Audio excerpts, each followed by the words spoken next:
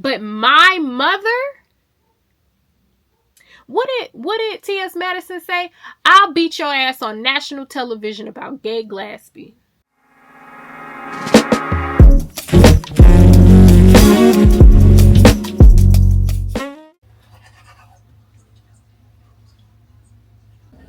Okay, I boiled some eggs, made some bacon, and blueberry Eggo I'm gonna eat before I shower, and then we're headed to Pilates.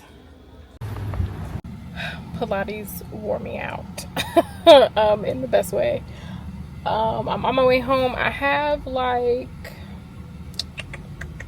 let's see, I got like 18 minutes left of Breathless.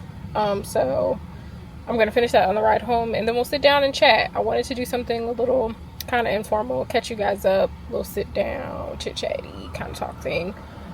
So we'll do that when I get in the house. We're making a quick stop at the grocery store because I thought I had some ground meat in the fridge, and Mom was like, that might be a science experiment because it's just been sitting there. So going to the store.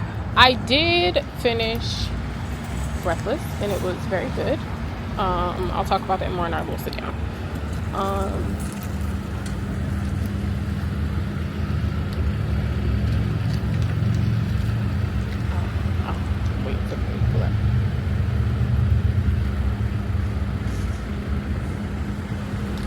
So I started Cynthia Erivo's book. It's called Simply More. I'll show y'all in a second. But yeah, I started that. Does it stink out here, or is that the inside of my nose? I had a sinus infection last week, and I feel like I still might have the infection. But we'll see if like the antibiotics didn't clear it up all the way. Like I can smell it. But my God, today I would prefer not to fist fight with a shopping cart. Would you like? Yes, please. Thank you. That's it. You too. Okay. Let's stop moving for a second so that I can. Okay, so started Simply More. It's a very short book. So I'll probably finish it today, to be honest with you. Maybe not in this particular video. We'll see. I might. We'll see.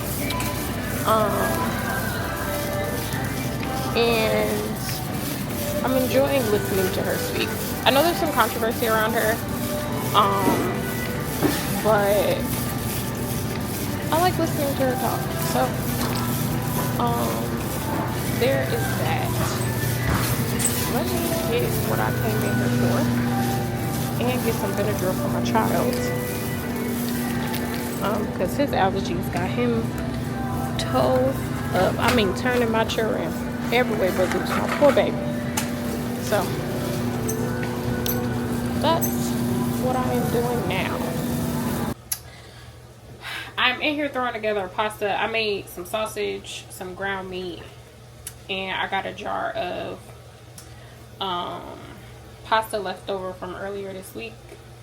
A jar of pasta, a jar of sauce. So yeah, I am still listening to Cynthia Erivo's book. I'm probably going to be done, so I'll be able to give you guys 2 reviews in this video. And yeah, it was an easier day than I anticipated because today is my father's birthday. As you guys know, if this is not your first time watching, you know, my dad passed away earlier this year in May. And today is his birthday. The first are always hard, but I'm doing okay. So yeah, once I finish cooking, I'm gonna take Gunner out. I'll probably throw some garlic bread in the oven too, and am finally sitting down. Where do I begin?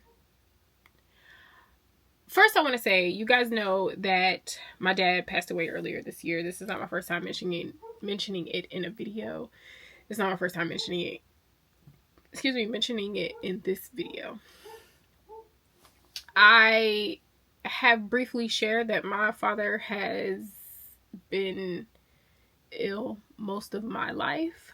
But the last 5 to 6 years, cancer was the culprit and complications from cancer. And he was doing chemo, he was doing radiation on top of our very I don't want to say tumultuous. Tumultuous is a big word. But our difficult relationship, I'm not afraid to admit that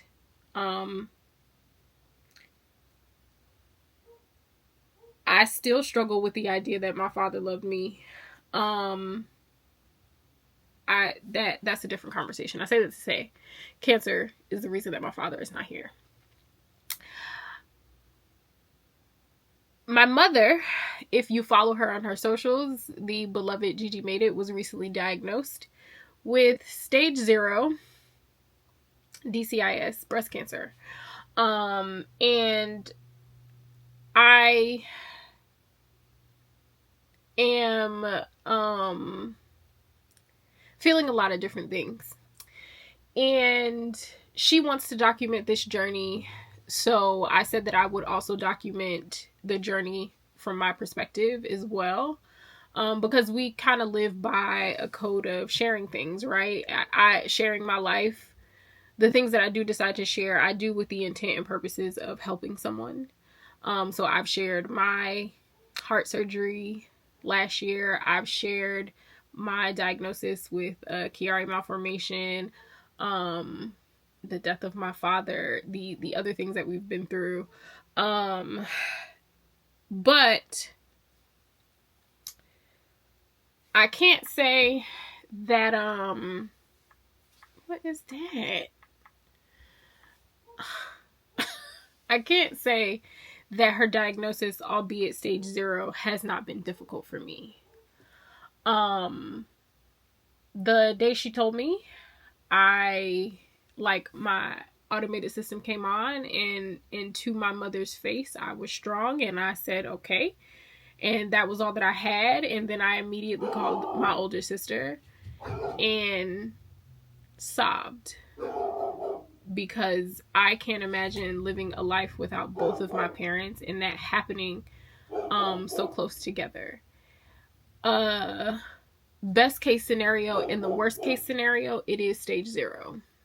So there is a plan of action. We have very, very good doctors and surgeons around us. I will be documenting that as much as I remember to during this time. I share all of that to say I didn't realize how these things were impacting me. I have the want to read. I have the want to create content. I have the want to be somewhat normal. But I also have to consider how my mental health impacts me.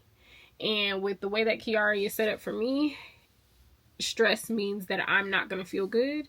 And I'm not really in a space where I can afford being sick in any way, shape, or form. Because I am my mother's caregiver, and we do have family, and we do have people around that will help us. I cannot really put into words how grateful I am for my friends, for our family, for all of that.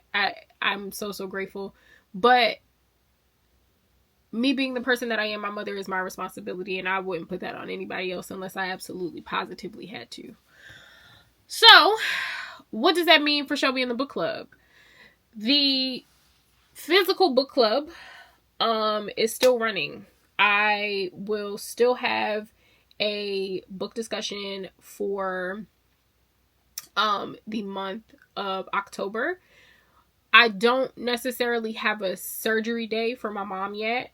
So November might be touch and go. I'm still going to try to do a book discussion in November.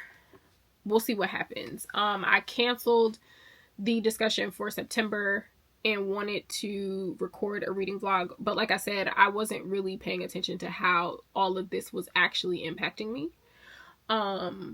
Which I'll talk more about in a second because I have thoughts and things that I would like to share. As for the channel, I'm going to try to still do a video every Friday. I can't promise that it's going to be in my regular format. A lot of it for a little while may just be vloggy type things until we are in the clear.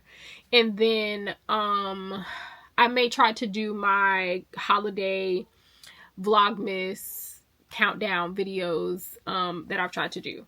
That I did last year, that I've tried to do over the years if you've been following me for that long. I will say something that I do want to do, that I do want to start, and I'm saying this here as a form of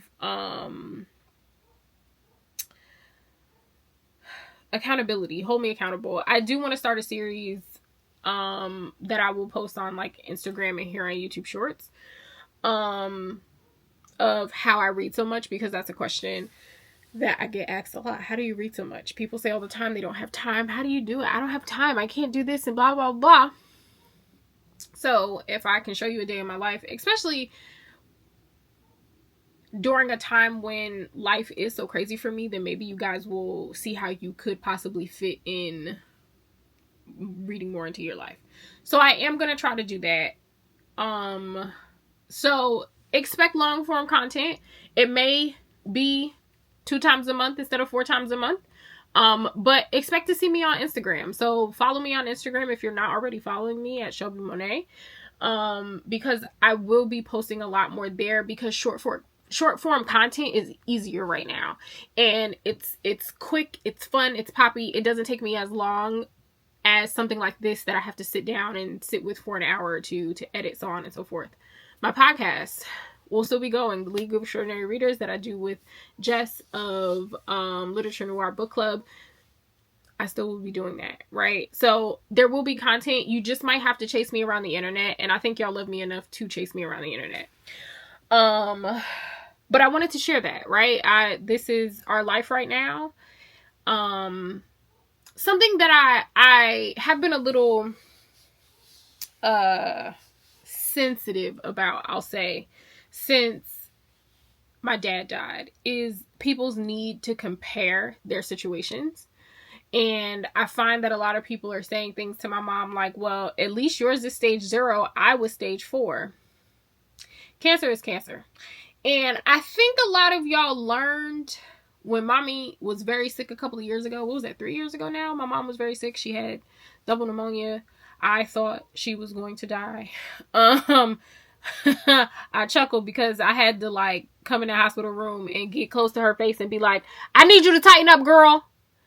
Okay? All right, heifer. I had to, I think y'all learned that I play about a lot of stuff. I'm very unserious. There are a lot of things that I don't really care about, right? Like, I don't care about how y'all feel about me. I don't care how y'all talk to me sometimes. Like, I don't care any of those things, right? Like, you don't like the book that I like, so you probably can't even read for real. What that got to do with me, huh? I don't care about a lot. But my mother, what did T.S. Madison say? I'll beat your ass on national television about Gay Gillespie. I will, about my mother. So I want y'all to know that she is not obligated to share her story, just like I'm not obligated to share my perspective of her story. And I need y'all to be real cognizant of the things that you're saying to people that you think that you know because of parasocial relationships. Okay? Because my mother screenshotted a comment from somebody that was like, I don't agree with a lot of what you say, but it's sad that you're going through this. And my mother wanted to react. And I'm glad that I can advocate for my mother in a way where I can say, hey, that person is not that person is not worth it. Me, on the other hand, you go low, I'm going to drag it directly beneath Satan's house, behind my mother. Okay? Glad we got that clear. It's interesting times. I can't say when I said earlier that I would circle back to not really knowing or not really realizing how this all was impacting me for real. I don't know how not to be strong. And I'm in a space right now where physically I have to consider my mental health if I want to be well. And I can't tell you that I'm not afraid, right? Even though I know that this is stage 0, even though mommy has gotten a lot of people sharing their experiences with the same diagnosis, and they're fine. This happening so close to my father passing. Oh my God. Like, what? So I have had to be gentle with myself. I can't be everything for everybody. And I think a lot of people in my life are accustomed to me being the person that grounds them, me being of sound mind, me being, the friend that you call because you want to fuck some shit up. Absolutely. But also, I'm going to say, okay, if we going over there to slash his tires, that mean it's possible that we going to jail, and is that what we really want to do? I'm down for whatever. I just want us to know what all the options are, I can't do that for everybody right now because I have to do it for myself and for my mother. We had an appointment the other day, and it was not what we necessarily anticipated, not necessarily in a bad way, but I could tell it was causing her anxiety, and I could see the doom coming over her. And it's like, I have to be strong for those moments. I have to. So it's a lot. It is a lot. But with that, I think what this year has taught me so far, going into the rest of my life, that duality is important. I can be sad, I can be afraid, I can be anxious, and I can still read and I can still create content, and I still can do all of the things. Life doesn't have to be black or white, right? I just also have to set standards and expectations so y'all know what y'all looking for, because I don't necessarily want to disappear. This is my job. This is how money comes in. Like, things still have to go on and roll, but I feel like I've built a community of people that are really understanding. I love y'all real bad. Let's see. I told y'all about the 2 books that I was reading today. So Breathless by Beverly Jenkins is actually the second book in whichever series this one is a part of. She got a whole bunch of series. But I just picked something because I needed something light and kind of airy to read. And this one is about Portia Carmichael. She lives with her sister, her aunt, her uncle. Her mother was the town whore. This is historical fiction. And left her and her sister with her aunt and her uncle. So they basically raised her. Someone that they knew from where they used to live, Kent Randolph, comes back around, and they just have this very cute romance. She is definitely a woman that feels like, oh, I'm never going to get married. I'm a girl's girl. I don't need a man for anything. And then here comes Kent. It was just super, super cute. And then I listened to Simply More by Cynthia Erivo, which is her, I don't necessarily want to call it a memoir, even though it does touch on her life. It is less than, the audiobook at regular speed is less than 4 hours. The physical book, which I don't have, is 192 pages. It's less than 200 pages. Very quick read, very quick listen. It is inspirational. I don't even want to call it a self-help book because I feel like that is diminishing the power behind this book to me. She is just talking about life being an artist, right? And how everything kind of prepared her for Wicked and for this career throughout her life. I think she has a lot of good tidbits just about life in general, and family and things like that. I thought it was really good. I know there's a lot of controversy around her. People don't necessarily like Cynthia Erivo. She talks about that too. From a different perspective, it does feel like a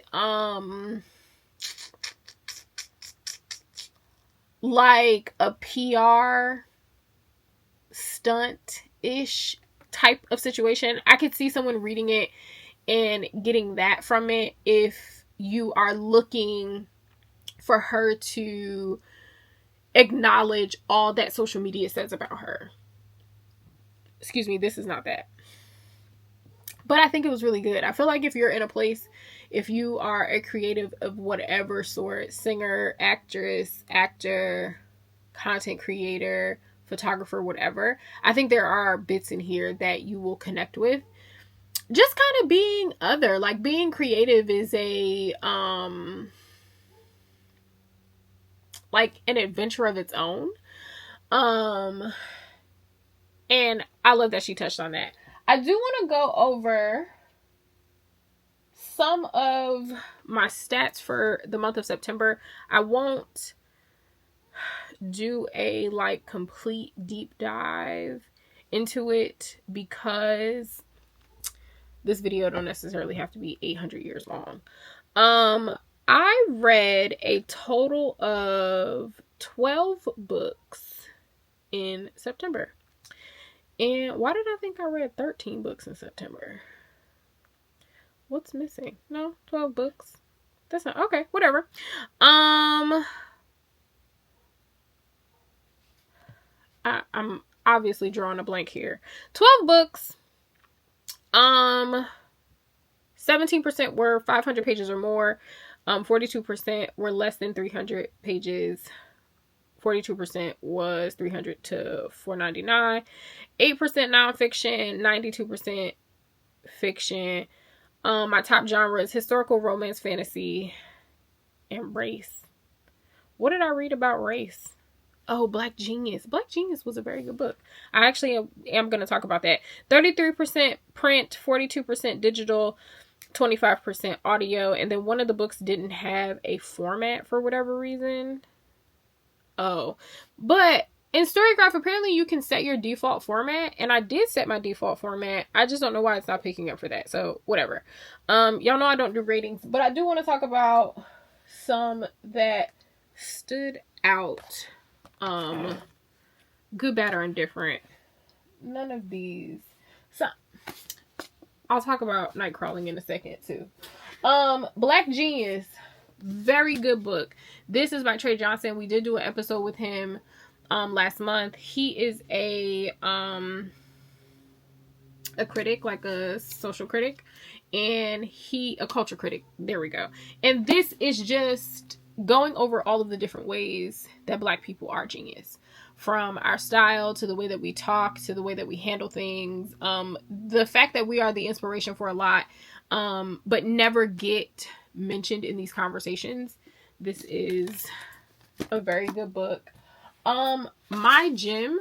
I read this because this is a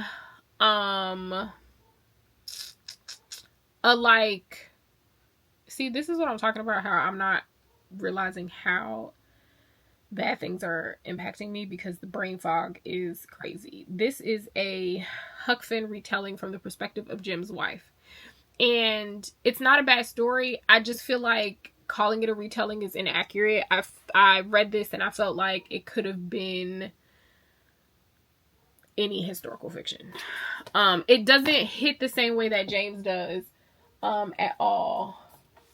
Next, I wanted to talk about, I'm just going to have to put a picture on the screen because I don't know where the book is. Birth of a Dynasty by Chinaza. Let me look up Suge's name because I be butchering names, child. Don't go chasing waterfall. Chinaza Bado. 10s across the board. Okay? Tip on hardwood floors. I had a time reading that book. I want the second one immediately. It was so good. If you're a fan of the Rage of Dragon series, you'll love this. If you're looking for fantasy with like legitimate black characters, not like characters that kind of sound like they might be black, but really they could be racially ambiguous, legit black characters, this is the fantasy that you're looking for. It's so good. I'm so attached to those characters. I kind of want to read the book again. I immersive read it. The audiobook is good. The physical reading it, good time. Read it. Okay? Read it. Finished Amity. This was great. I was anticipating it being great, but once you get to the end, like it's really, really it's really a good time. Okay? Grand time. Then August Lane. This is a slow burn, and think about the slowest burn romance that you can think of, and then slow that down, and you got August Lane, and that is the negative aspect of this book. But all of a sudden, it just gets good. Like, you got to stick with it. All of a sudden, it gets good.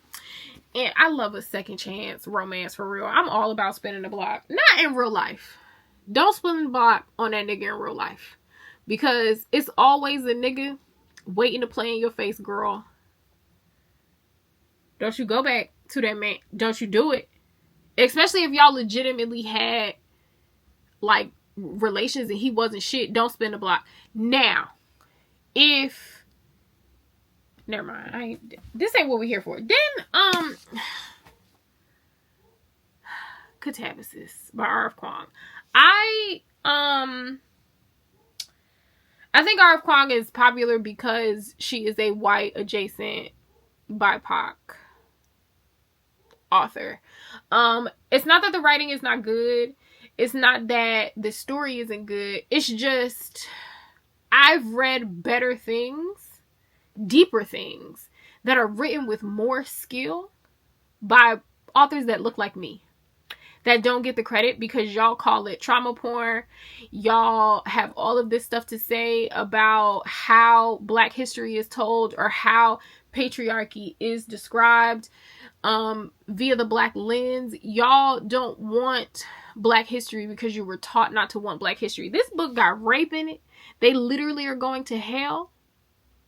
It's talking about patriarchy in a closed, like in a niche institution, right? Like high education, academia is a niche field that is not open to everybody because everybody can't afford that shit.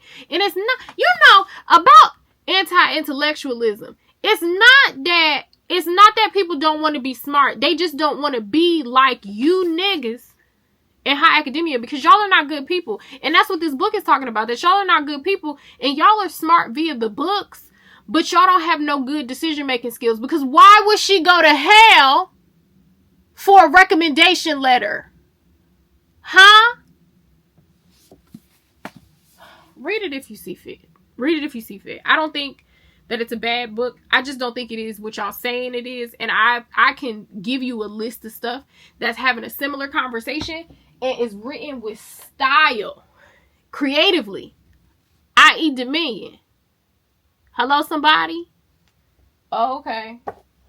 So, those were some of the highlights of the month. I want people to read Katabasis. I want you to read Katabasis because I also want you to go to read Dominion, and I want you to be able to compare the two. And a lot of people, I can hear you typing on the, but they're two different genres. So how are you comparing? And blah, blah. That's what comprehension is, girl. That's what the comprehension is, baby. Being able to take two different things. Huh? Imagine In the great words of our sister Dominique Morgan, imagine if you actually had good comprehension skills and you could take two different bodies of works and see the connecting points of them. Huh? But anyway, I gave myself a damn headache. Night crawling. I do want to finish this. This was the podcast pick. I hadn't gotten to it because life been whooping my ass. Life been whooping my ass. And I got the book upside and back ways. But I do plan to finish this eventually. Like this weekend. I don't want to take this into next week because it's good. It's heavy. And I don't never call nothing heavy. Y'all know I don't even describe books like that. But my God, today the baby is a prostitute. And when I say baby, she's 17. But what life didn't give her a choice. So I'm not judging her. I'm just saying, how do I get in the book and go pick her up? Because ain't nobody in her life worth more than 2 pennies rubbed the fucking together. Brother ain't shit. His name Marcus. I ain't never met a nigga named Marcus that was worth the lint in your jean pockets that you had since high school. But yeah, that's pretty much it. I just wanted to get this up and out. I'll probably upload this tonight.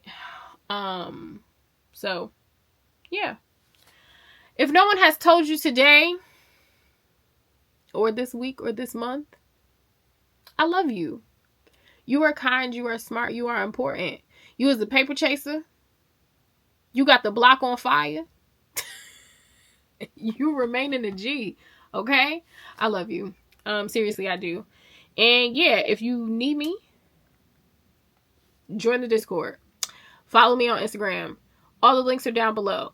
Also, another thing I want to say, if you are looking for ways to support me because life is actually whooping my ass, use my links, baby. You can buy me a coffee if you see fit. It's all in the description box, aka the underneath bar. Okay? All right. I love you for real this time. I'm leaving so that I can edit this, and I'm leaving it just like, I promise I'm leaving it just like this.